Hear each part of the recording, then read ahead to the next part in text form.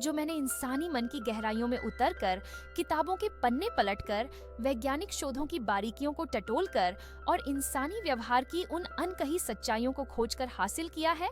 मैं हूँ तुम्हारी मेंटोर, तुम्हारी हमसफर, एक ऐसी औरत जो दिल और दिमाग के तारों को छेड़ने में माहिर है। मेरे पास है न्यूरो लिंग्विस्टिक प्रोग्रामिंग (NLP) का जादू, साइकोलॉजी का वो इल्म जो रिश्तों की गुत्थियों को सुलझाता है, और वो जुनून जो इंसानी रूह की गहराइयों को समझने में कभी थकता नहीं। मेरे लिए हर रिश्ता एक पहेली है और मैं उसका जवाब हूँ। मैं उन अनकही बातों को सुन लेती हूँ जो लब्बों पर आने से पहले ही थम जाती हैं। मैं उन आंखों की चुप्पी को पढ़ लेती हूँ जो हजारों अल्फाज छुपाए रखती हैं। तो आओ, बात शुरू करते हैं एक ऐसे शख्स से जिसके नाम से ही लोग दीवाने हो जाते थे, देव आनंद। और मैं तुम्हें उनकी NLP की टेक्निक्स सिखाऊंगी जो वो यूज किया करते थे। बचपन में उनकी फिल्में देखकर मेरे मन में एक सवाल बार बार उभरता था, आखिर क्या था इस इंसान में? न उनका चेहरा कोई बहुत खास था, न उनकी बॉडी कोई असाधारण। आज तो हर गली मोहल्ले में उनसे ज्यादा स्मार्ट और हैंडसम लड़के मिल जाएंगे, फिर भी कोई उनकी बराबरी क्यों न कर सका? ये सवाल मेरे दिल में एक बेचैनी सी जगा गया। मैंने इस बेचैनी को शांत करने के लिए सैकड़ों घंटे रिसर्च की। मैंने मनोविज्ञान की किताबें खंगाली, ह्यूमन बिहेवियर की स्टडीज में गोते लगाए और उन सूक्ष्म सच्चाइयों को टटोला जो एक इंसान को करिश्माई बनाती हैं। मैंने वो राज ढूंढे जो न सिर्फ सवालों के जवाब देते हैं, बल्कि उन सवालों को भी जन्म देते हैं जो तुमने कभी सोचे ही नहीं। और आज मैं तुम्हारे सामने वो सारे राज खोलने जा रही हूँ। ये कोई सतही टिप्स नहीं है, बल्कि वो साइकोलॉजिकल टेक्निक्स हैं जो तुम्हारी जिंदगी में एक नया रंग भर सकती है, तुम्हारे आत्मविश्वास को आसमान तक ले जा सकती है और तुम्हें वो शख्सियत दे सकती है जो हर किसी को तुम्हारा दीवाना बना दे। सबसे पहले बात करते हैं नजरों की। क्या तुमने कभी गौर किया कि जब देव साहब किसी से बात करते थे तो उनकी आंखें कुछ और ही कहानी बयान करती थीं? उनकी नजरें सामने वाले के दिल में उतर जाती थीं, जैसे वो उनकी रूह से बात कर रहे हों। साइकोलॉजी में इसे लेफ्ट आई कांटेक्ट कहते हैं। 2017 की स्टैनफोर्ड यूनिवर्सिटी की एक स्टडी बताती है कि जब तुम किसी की बाईं आंख में देखते हो तो सामने वाले के दिमाग में एक गहरा इमोशनल कनेक्शन बनता है। ये एक न्यूरोलॉजिकल ट्रिगर है जो सामने वाले को ये एहसास दिलाता है कि तुम उनकी आत्मा को छू रहे हो। देव साहब जब किसी से मिलते, उनकी नजरें अक्सर सामने वाले की बाईं आंख पर ठहरती थीं। ये छोटा सा टेक्निक उनकी मौजूदगी को इतना गहरा बना देता था कि लोग उनकी एक झलक के लिए तरस जाते थे। तुम भी इसे आजमा सकते हो। अगली बार जब किसी से बात करो, उनकी बाईं आंख पर फोकस करो, लेकिन हाँ, घूरना नहीं, थोड़ा ब्रेक लो, फिर दोबारा कनेक्ट करो। ये NLP का एक मास्टर स्ट्रोक है जो तुम्हारी नजरों में एक जादू सा भर देगा। मैंने खुद इसे आजमाया है और यकीन मानो, जब तुम किसी की आंखों में इस तरह देखते हो तो वो तुम्हें भूल नहीं पाता। उनकी आंखें तुम्हारी नजरों की गहराई में खो जाती हैं और तुम उनके दिल में एक खास जगह बना लेते हो। अब चलते हैं उनकी मुस्कान की। क्या तुमने कभी नोटिस किया कि देव साहब की स्माइल कभी पूरी खुली नहीं होती थी? वो हमेशा एक हल्की सी, एक तरफा हाफ स्माइल देते थे। ये मुस्कान इतनी रहस्यमयी थी कि सामने वाला सोचने पर मजबूर हो जाता था, ये इतना हल्का क्यों मुस्कुरा रहा है? इसके दिल में क्या चल रहा है? साइकोलॉजिस्ट्स कहते हैं कि ये हाफ स्माइल एक कॉग्निटिव डिसोनेंस क्रिएट करती है जो सामने वाले के दिमाग में एक जिज्ञासा जगा देती है। 2019 में ऑक्सफोर्ड यूनिवर्सिटी की एक स्टडी में पाया गया कि आधी मुस्कान लोगों की उत्सुकता को बढ़ाती है और उनकी अटेंशन खींचती है। ये एक तरह का साइकोलॉजिकल हुक है जो लोगों को तुम्हारी ओर बार बार खींचता है। तुम भी इसे ट्राई करो। शीशे के सामने खड़े होकर प्रैक्टिस करो कि होठों को एक तरफ हल्का सा कैसे उठाना है। किसी से बात करते वक्त पहले हाफ स्माइल दो, फिर धीरे धीरे फुल स्माइल में जाओ। ये सस्पेंस तुम्हारी पर्सनालिटी में एक नया चार्म लाएगा। मैं याद करती हूँ वो दिन जब मैंने पहली बार इस टेक्निक को आजमाया था। एक दोस्त की पार्टी में मैंने किसी से बात करते वक्त हल्की सी हाफ स्माइल दी और उसने बाद में मुझसे कहा, तुम्हारी मुस्कान में कुछ तो बात है जो बार बार याद आती है। उस पल मुझे एहसास हुआ कि साइकोलॉजी कितनी ताकतवर हो सकती है। अब बात उनकी भौहों की। जी हाँ, भौहें। शायद तुम सोच रहे हो कि भौहों का क्या लेना देना, लेकिन साइकोलॉजी में चेहरे की अभिव्यक्ति में भौहों का बहुत बड़ा रोल होता है। देव साहब की भौहें हमेशा साफ और हल्की आर्च में होती थीं। जो उनके एक्सप्रेशंस को एक गहराई देती थी। ये छोटी सी चीज उनके चेहरे को इतना जिंदा दिल और आकर्षक बनाती थी कि लोग उनकी हर अदा पर फिदा हो जाते थे। साइंस कहती है कि अच्छी तरह शेप की हुई भौहें तुम्हारे चेहरे को कॉन्फिडेंट और सशक्त बनाती हैं। ये एक नॉन वर्बल क्यू है जो तुम्हारी पर्सनैलिटी को और निखार देता है। तो मेरे दोस्तों, अपनी भौहों को हल्का साफ रखो, ना बहुत पतली ना बहुत भारी, और जब बात करो तो हल्का सा मूवमेंट दे। ये तुम्हें ज्यादा एक्सप्रेसिव और दिलचस्प बनाएगा। मैंने एक बार एक क्लाइंट को ये टिप दी थी जो अपनी शर्मीली पर्सनैलिटी से परेशान था। उसने अपनी भौहें शेप करवाईं और बातचीत में हल्का सा मूवमेंट देना शुरू किया। कुछ हफ्तों बाद वो मेरे पास आया। उसकी आंखों में एक नई चमक थी। उसने कहा, मैं अब पहले से ज्यादा कॉन्फिडेंट फील करता हूँ और लोग मेरी बात को ज्यादा ध्यान से सुनते हैं। उसकी खुशी देखकर मेरा दिल भर आया। चलो अब उनकी बॉडी लैंग्वेज की बात करते हैं।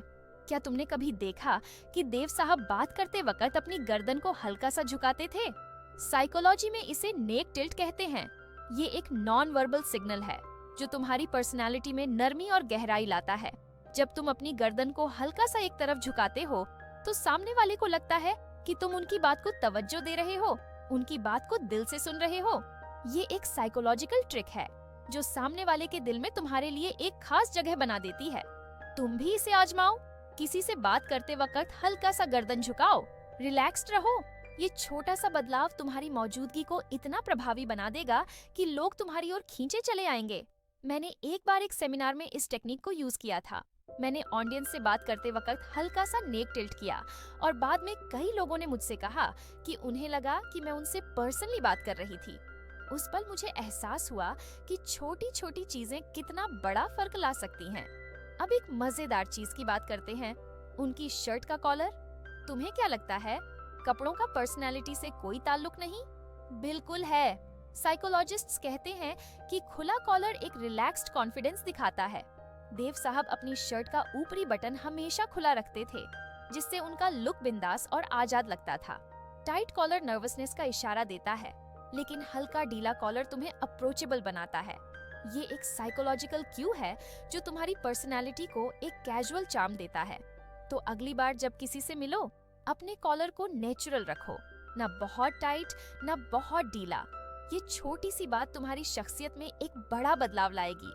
मैंने एक बार एक यंग बॉय को ये सलाह दी थी जो अपनी डेट पर बहुत नर्वस हो रहा था। मैंने कहा, अपनी शर्ट का ऊपरी बटन खोलो, रिलैक्स रहो और बस खुद को एंजॉय करो। बाद में उसने मुझे बताया कि उसकी डेट ने कहा, तुम इतने कूल और कॉन्फिडेंट कैसे हो? उसकी खुशी देखकर मेरा दिल गदगद हो गया। अब बात करते हैं उनके होंठों की। साइकोलॉजी में कहा जाता है कि होंठ तुम्हारे चेहरे की सेहत और जवानी का आलम होते हैं। देव साहब के होंठ हमेशा हल्के चमकदार और मुलायम दिखते थे। रिसर्च बताती है कि स्मूथ और हेल्दी होंठ सामने वाले के दिमाग में एक पॉजिटिव इंप्रेशन बनाते हैं। ये एक सबकॉन्शियस सिग्नल है जो तुम्हारी पर्सनालिटी को ताज़ा और एनर्जेटिक बनाता है।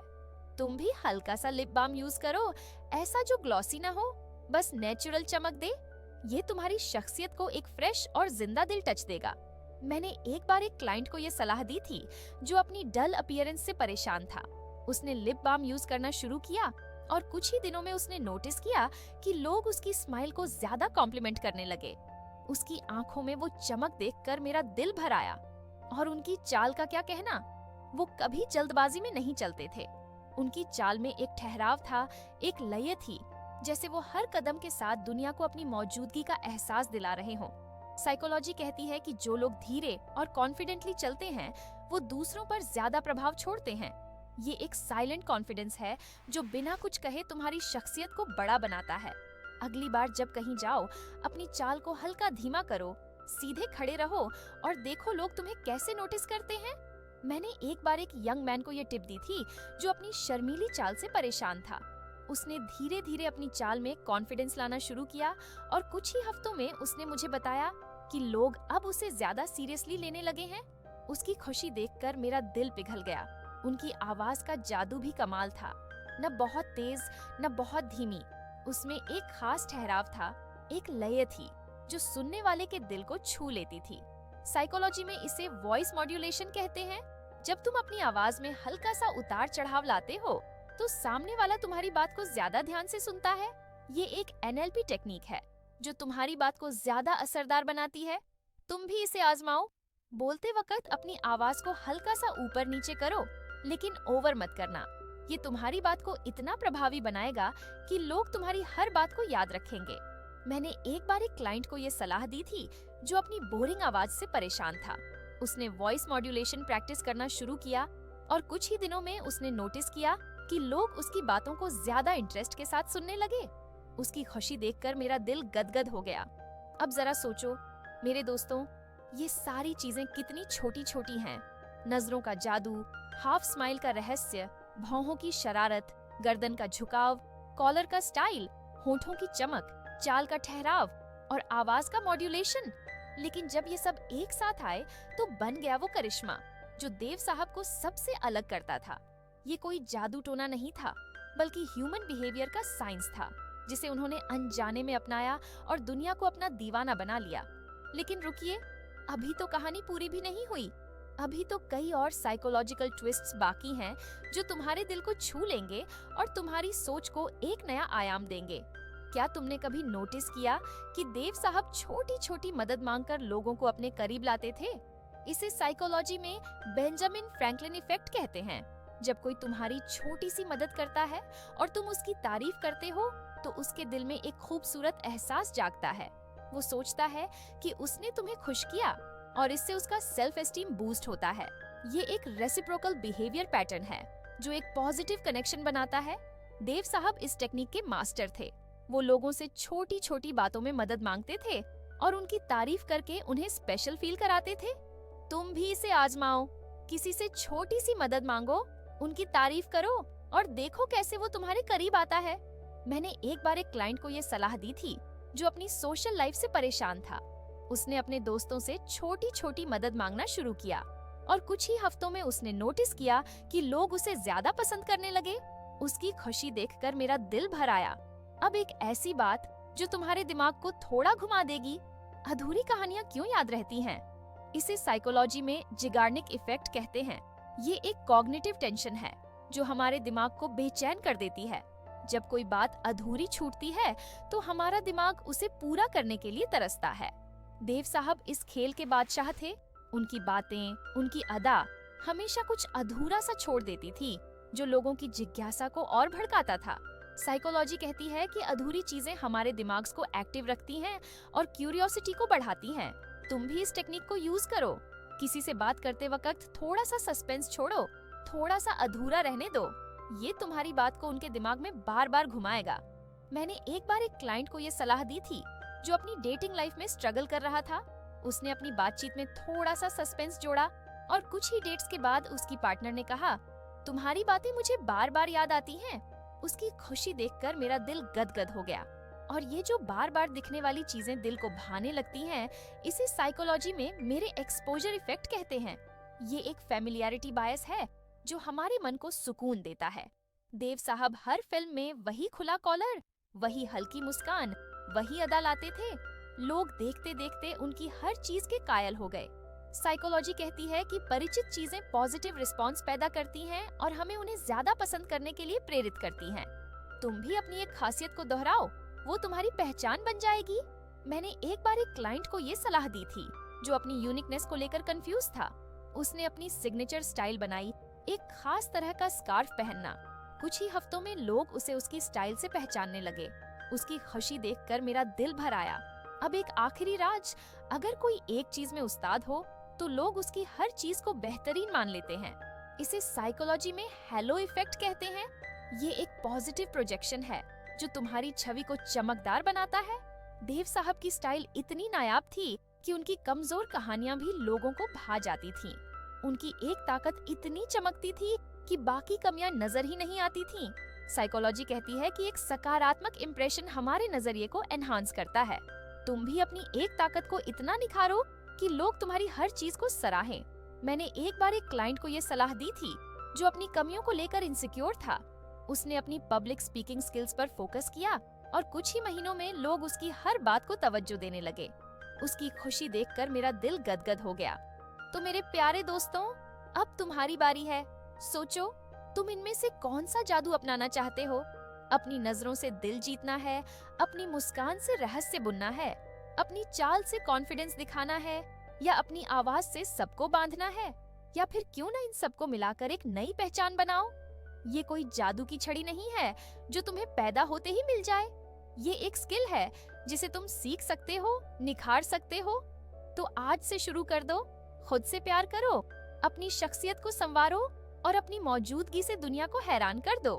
मैंने देखा है, जब लोग अपनी शख्सियत को निखारते हैं तो उनकी आंखों में एक नई चमक आती है, उनके चेहरे पर एक नया कॉन्फिडेंस खिलता है और उनकी जिंदगी में एक नया रंग भर जाता है।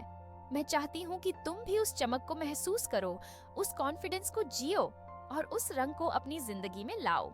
मुझे जरूर बताना कि तुमने क्या आजमाया और क्या बदलाव देखा, क्योंकि ये सिर्फ टिप्स नहीं है मेरे दोस्तों, ये आत्मविश्वास, आकर्षण और करिश्मे का एक पूरा रास्ता है। ये वो रास्ता है जो तुम्हें न सिर्फ दूसरों के दिलों तक ले जाएगा, बल्कि तुम्हें खुद अपने आप से प्यार करना सिखाएगा। तो चलो, थोड़ा सा जादू अपने अंदर जगाओ, अपनी शख्सियत को एक नई चमक दो, अपनी मौजूदगी से दुनिया को हैरान कर दो। और हाँ, मेरे प्यारे दोस्तों, ये सफर अभी शुरू हुआ है। हम फिर मिलेंगे और तब तक तुम अपनी जिंदगी में वो बदलाव लाओ जो तुम हमेशा से चाहते थे। तब तक बिंदास रहो, चमकते रहो